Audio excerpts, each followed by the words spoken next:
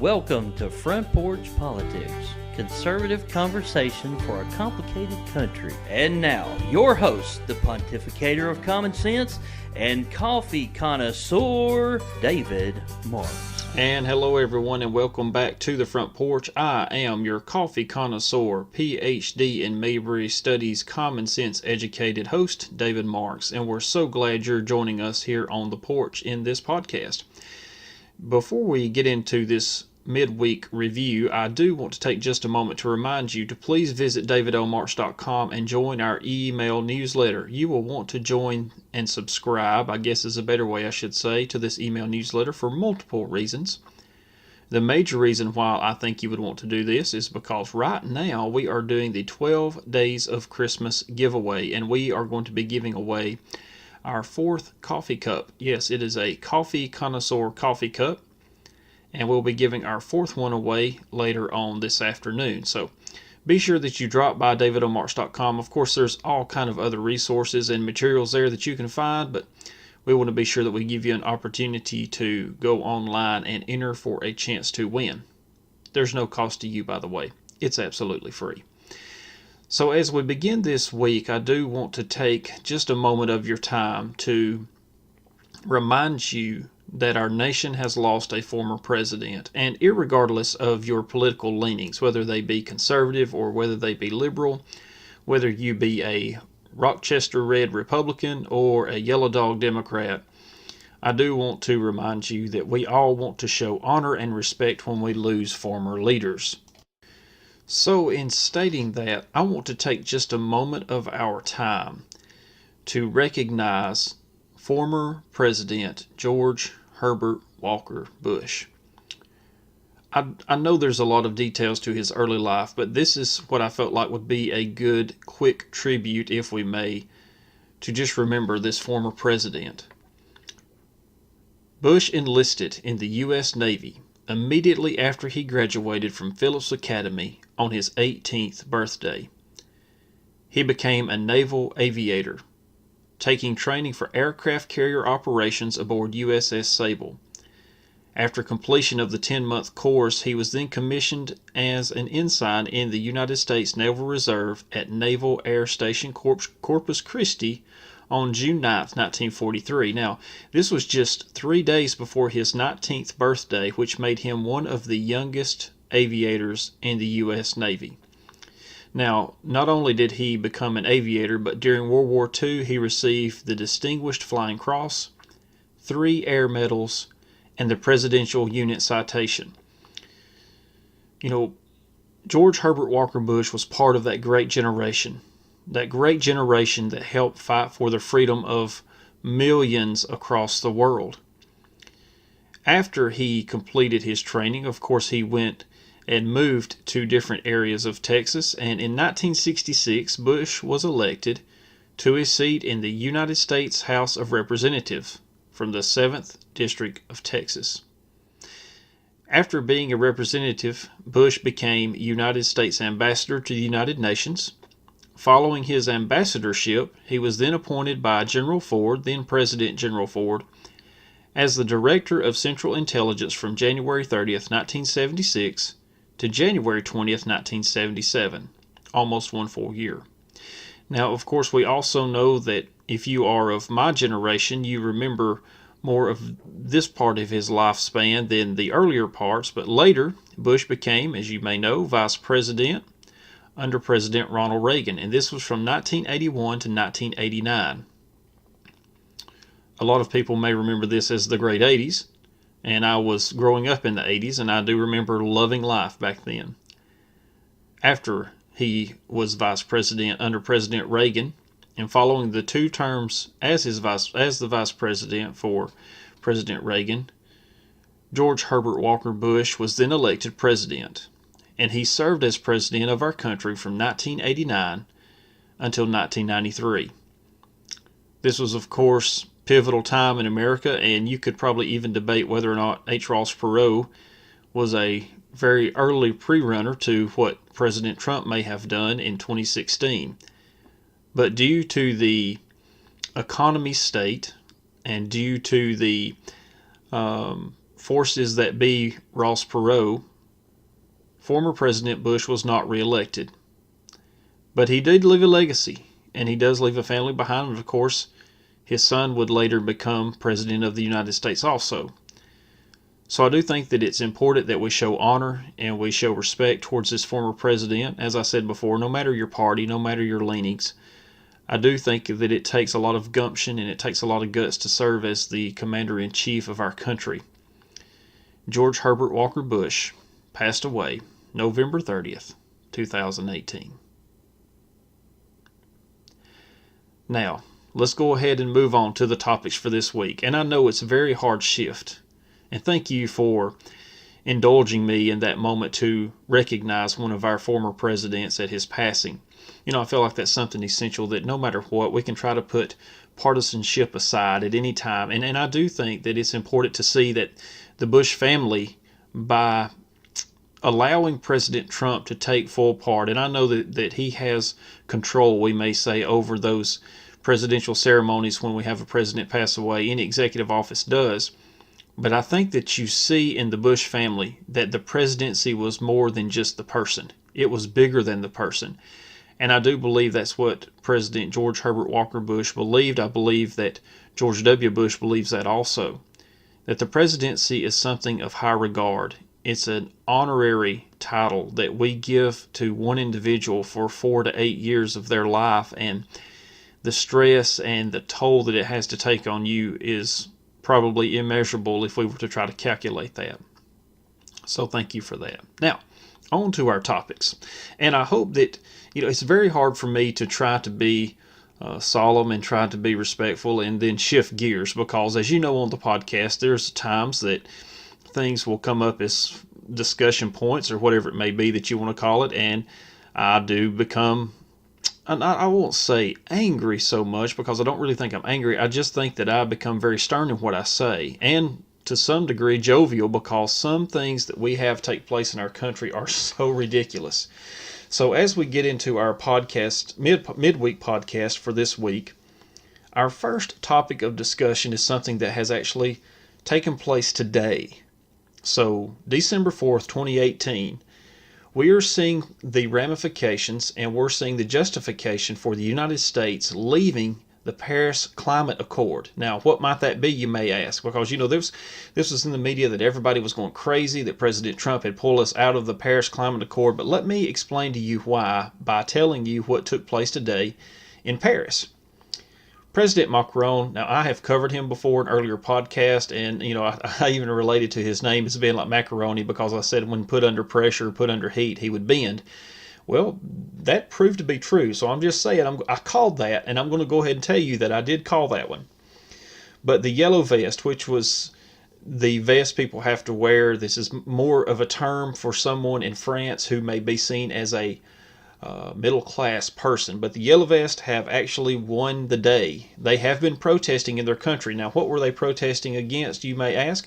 They were protesting against a tax, a carbon tax that had to be placed. It was agreed upon by those who agreed to the Paris Climate Accords. Now, if you want to know why President Trump may have pulled us out of this, for multiple other reasons, because now if America had stayed in that Paris Climate Agreement, then we would have a tax placed on all carbon fuels. So while we are enjoying lower gas prices right now, we would see a bump in those gas prices because they're going to be charging more of a tax to go to this Paris Climate Agreement. What that solves, and as far as eliminating CO2s, is absolutely nothing, by the way.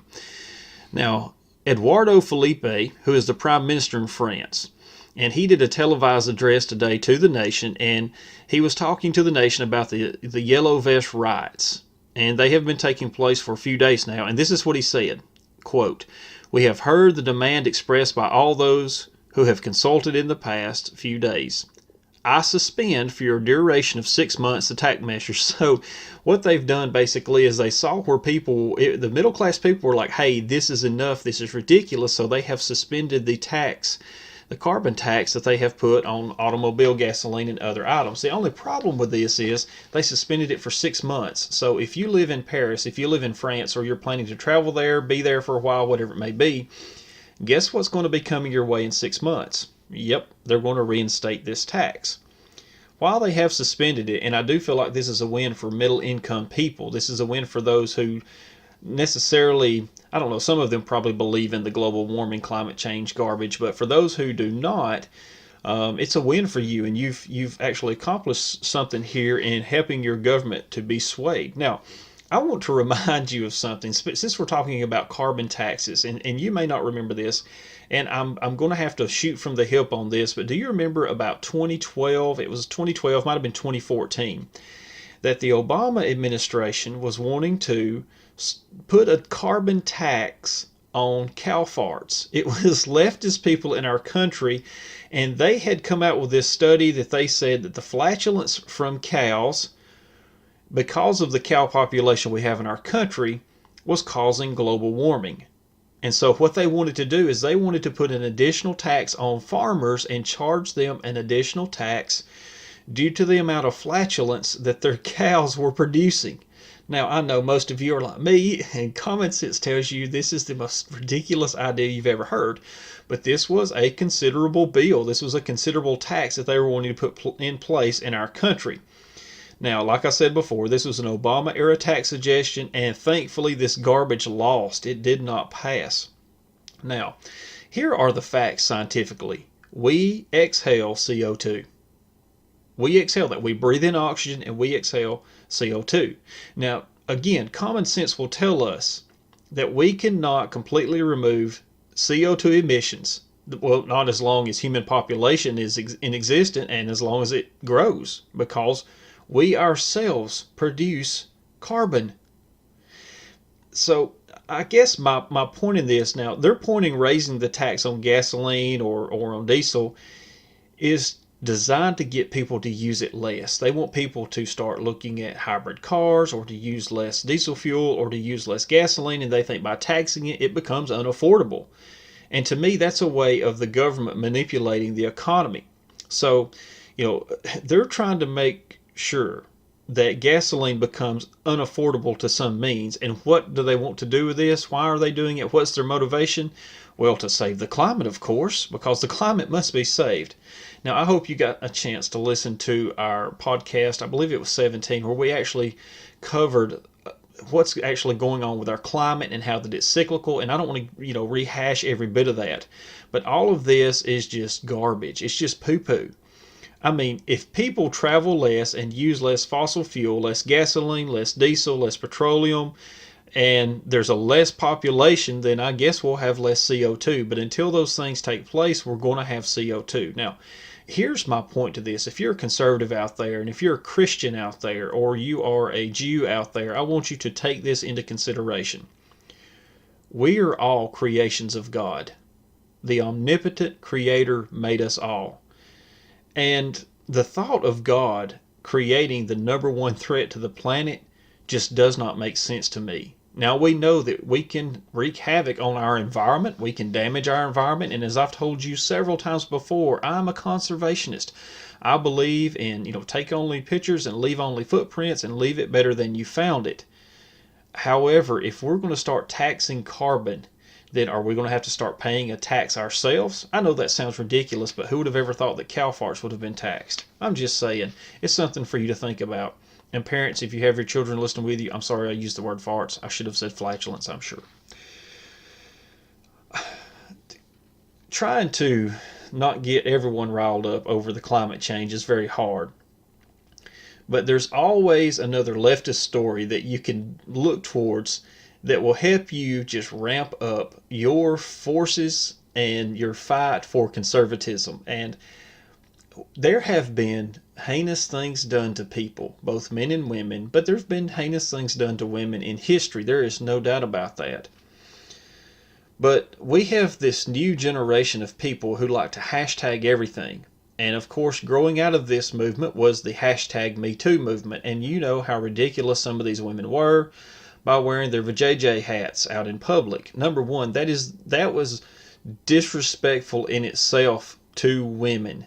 You should not be wearing that in public. If you're a, quote, nasty woman, unquote, that's what they had on their t-shirts, if you remember, and you were wearing that JJ hat, shame on you. I'm just going to say it. That is very disrespectful to women, and I think that's gross. But Neil deGrasse Tyson, he has finally got his own dose of the hashtag #MeToo movement. And what we're seeing out of this is we're seeing that a lot of the liberals, a lot of those who are far left-leaning, even the socialist-minded, they're the ones who are getting tagged with this. If you don't believe me, just think about Harvey Weinstein. They're the ones who wind up coming out. Women will come out and show this. Michael Avenatti had this same problem. But this favored astrophysicist of the millennial generation, Neil Tyson, has been accused of 3 separate incidences of sexual abuse. Now, the kicker to this story is that he's saying he guess he did it. He's saying, I guess I did. Now, fresh off the heels of ruining one of our beloved Christmas songs, the Me Too movement has moved its bowels again against a famous celebrity. Shocker that they have done this. Now, being the liberal that he is, if I were Neil, I would ask this simple question. Now, I know you have to have personal accountability. There's no doubt about that, and I believe in personal accountability. But if I were Neil, I would say, why are you not still not asking about Bill Clinton? Because we know that Bill Clinton lied to the nation, lied to the people. He was impeached. Of course, he wasn't removed from office, but he was impeached. And there's serious allegations against him, but yet it's okay. I do not understand this whole philosophy. Now, take into consideration Mike Pence, and you're thinking, how did you go from Bill Clinton and this socialist, left-leaning, climate change uber astrophysicist Neil Tyson to Mike Pence? Because if you remember, Vice President Mike Pence was raked over the coals, and they made fun of him. They scoffed at him and they laughed at him because he stated that he would not dine with a woman without his wife. So just think back to this. Now, let's just look with this at common sense. Those on the left mocked him and laughed at him because he would not dine with a woman without his wife, and they talked about how silly this was and how they made fun of his faith because of this, which they'll still continue to do so, I'm sure. But to me, Mike Pence shows wisdom here. And this is something that common sense and conservatism can shine a light into and can eliminate the hashtag #MeToo movement. Number one, Pence is showing respect to his wife. If he doesn't want to go out and eat with a State Department employee or someone who may be visiting the vice president without his wife being there because she's female, it's not degrading to that female. That's not disrespectful to that female. But I'll just tell you, right off the bat, he is showing respect to his spouse and he's showing respect to his wife. But the number 2 reason here is I think this is very wise, because in this Me Too, hashtag everything society, I don't blame the man. I don't blame it at all, because all it would take is for one accusation. Doesn't mean it has to be something that really happened. All it takes is one accusation, and the liberal media would absolutely crucify Mike Pence. Now, do you agree with me or not? And if you say, no, they would never do that, CNN, they're just nothing but a bunch of honest people. Well, number one, you quit being a sheeple, because you're believing these people who will lie to you and continue to lie to you. Just came out today, we were talking about NPR earlier. I was talking with amongst friends and even my spouse tonight that NPR ran a story for 6 hours. 6 hours. 6 hours. That they knew that was not true. They knew the story wasn't true, but they continued to run that. So the liberal media, they'll lie to you to push their agenda. Now, back to what I was saying about Mike Pence. In this hashtag Me Too and hashtag, me everything and she must be believed moments, think about Brett Kavanaugh. Don't let that be left from your memory, because Brett Kavanaugh's accusations against him were never shown to be true. They were just accusations. But because of those accusations, what were we constantly told by those in the media and by celebrities? We believe Christine Ballsy Ford. We believe her. She must be believed. We had all these different people like Richard Blumenthal getting on TV saying, so you must believe her. They were all getting up there and they were saying this kind of stuff. And of course, we all remember those senators, Hirono out in Hawaii. She was saying this too. We must believe the victims. I mean, come on, people. If you don't think that they would not set Mike Pence up, you're lying to yourself. So I think Mike Pence shows great wisdom in saying, hey, I'm not going to do it. I'm not going to dine with a lady unless I'm with my wife. He is protecting the vice presidency. He's protecting and honoring his wife, and he's protecting himself. Because all it would take is the accusation. If you don't believe it's true, think back to Brett Kavanaugh. And we're very fortunate that Brett Kavanaugh is a very honorable and studious person. He keeps calendars better than anybody I know, and if he had not done so, then we probably would be losing on the Supreme Court right now. And we know that's very critical to our country. So the Wall Street Journal published a story to build to this. Now remember, we're still talking about the Me Too movement and what it's doing. And this was the title of the story: Wall Street Rule for the hashtag Me Too Era. Avoid women at all costs. So these are some of the strategies that the Wall Street firm has put into place. A wealth advisor said just hiring a woman these days is an unknown risk. So what if she took something wrong when you say it to her just lightheartedly? Do you remember the days when you could compliment someone and it did not require you to have a hashtag attached to you? Do y'all remember this?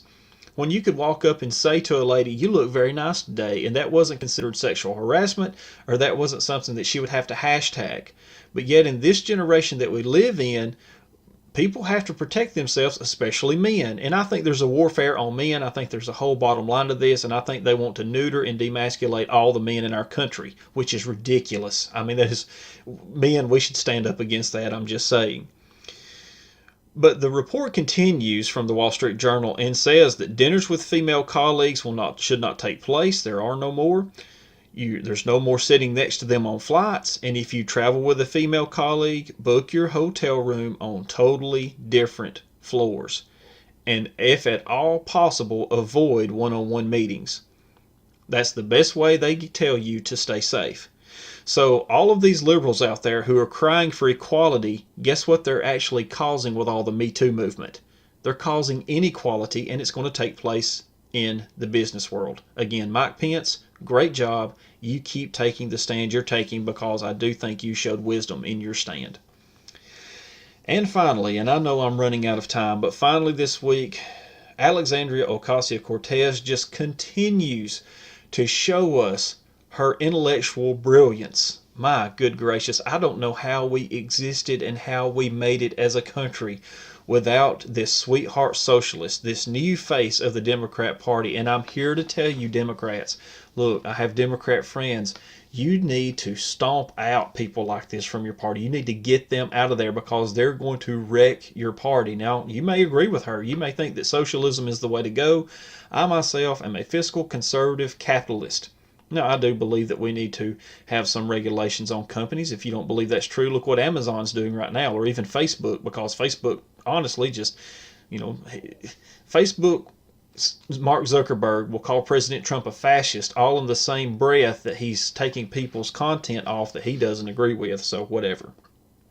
All that being said, Alexandria Ocasio-Cortez, the socialist who represents New York's 14th Congressional District, starting in January, cited a story about how $21 trillion in, and this was her quote, Pentagon financial transactions between 1998 and 2015 could not be documented or explained. She then ventured on to state that means, quote, that means 66% of Medicare for all could have been funded already by the Pentagon, unquote. Now, Ocasio-Cortez was criticized even from left-leaning groups, even left-leaning outlets like the New York Times and Vox. And to go further, just to carry that a little further, Washington Post, a very liberal paper, awarded her 4 Pinocchios. Pinocchio being a lie, which means she doesn't know what the Sam Hill she's talking about. Now, in a statement from the Washington Post, the $21 trillion is not one big pot of dormant money collecting dust somewhere. It's the sum of all transactions, both inflows and outflows, for which the Defense Department did not have adequate documentation. So it had nothing to do with the fact that there was money that just was gone. And that's what she was selling this as. Those who are followers of her and those who are going to retweet and love everything that she puts out there on social media, you really need to do your research and you need to study, because she does not know what she's talking about. And I, as a college, would be ashamed if I had awarded a degree. And I know I'm stepping on some toes here, but I would be ashamed of awarding an economics degree to someone who shows such little understanding of economics as Miss Ocasio-Cortez does. I mean, this is all about a big push for the Medicare. Now, she wants to, in 10 years' time, spend roughly $42 trillion. Now, I know she's taking into account, she says it's going to cost us $32 trillion, and it's actually going to start saving us money, because it's going to save people from dying because of all the preventative medicines we're going to be able to put in place. Well, I want to refresh your memories of something, conservatives. If you're a conservative, or even if you're a liberal, but if you're a conservative out there, I want you to think back to Obamacare. When Obamacare was pushed through, and this was the bill that they said we have to pass it before we can start reading and find out what's in it. What were you promised with Obamacare's bill? You were promised you could keep your doctor. If you liked your plan, you could keep your plan. This was just going to be, the nirvana of healthcare plans, and the government was going to provide it to you because we were going to take care of the people. And what did we find out? We found out that it did nothing but raise deductibles, raise rates, and people lost their insurance, and they lost the doctor they had because it wasn't considered part of the plan that they were now mandated to take. And I'll even say this, that I think that our Chief Justice John Roberts crawfished when he stood up for Obamacare and said that it was a tax plan, so therefore it was constitutional. Okay, the government should not mandate, number one, that you buy health care insurance. If you want to go out there and live in this world and you want to live without health insurance, that's up to you. I feel like that is a freedom. That might be even considered a pursuit of happiness. Not really sure how it would be, but it may be. But it's sad to me that we're going to have people working in Washington, and now her party is going to be the controlling party in Washington, D.C., in the House of Representatives, and she doesn't even understand. Now, number one, let's look at the time frame. This was from 1998 to 2015. A lot longer than 10 years, mind you. A lot longer run than 10 years. More like 17. But in that 17-year time frame, we're seeing what we might say, an adequate documented $21 trillion, which is a lot of money. That's our national debt. Don't get me wrong. I think that we need to have adequate documentation. But she's stating this as in, well, since there's money that we lost, and that money that we lost would have funded almost 66% of Medicare for all. See, she's trying to build a defense. She's trying every way she can to tie Medicare for all to defense spending. If we took that $21 trillion over that 17 years away, what happens to our national defense? The one responsibility that our federal government actually has, which is defending the country, if you're in the military, we thank you for your service. But apparently Ms. Ocasio-Cortez doesn't think you're necessary. And I'll state that. I do. I think that she absolutely thinks that national defense is not necessary, and she probably doesn't believe in borders being necessary either. Why don't we just let anybody come in? Because she has no common sense, and she is poorly read and educated in the governing of the United States of America. Now, I really wonder if she understands our history. I really wonder what that great generation, if she had come around and had expressed her ideas during that great generation, what would they have said to her? They would have laughed her off the platform, but yet there was enough people in New York in that congressional district, the 14th congressional district, to elect her to office. People, we got to wake up. Conservatism needs to start standing up. That's what this podcast is all about. We're standing for conservative ideas. We're standing against this socialist push and this socialist poo-poo in our country. And by the way, just so you know, hashtag MeTooers out there, I'm still going to listen to Baby It's Cold Outside because that is one of my favorite Christmas songs. And no, I'm not a predator. It's just because I like the song. And as I've said before, I guess we'll have to quit listening to Frosty because he's white. Hey, listen, folks, we're so glad you listened to podcast 20. Yes, we've made it. Please remember to go to davidomarch.com, read our blog post, check out all the podcasts from the past, subscribe to our email newsletter, and we want to send you free stuff. So join up. Sign up for those newsletters. May God bless you, and may God bless the United States of America. Thank you for listening. For free resources, additional podcasts, and to join the Front Porch newsletter, please visit davidlmarks.com.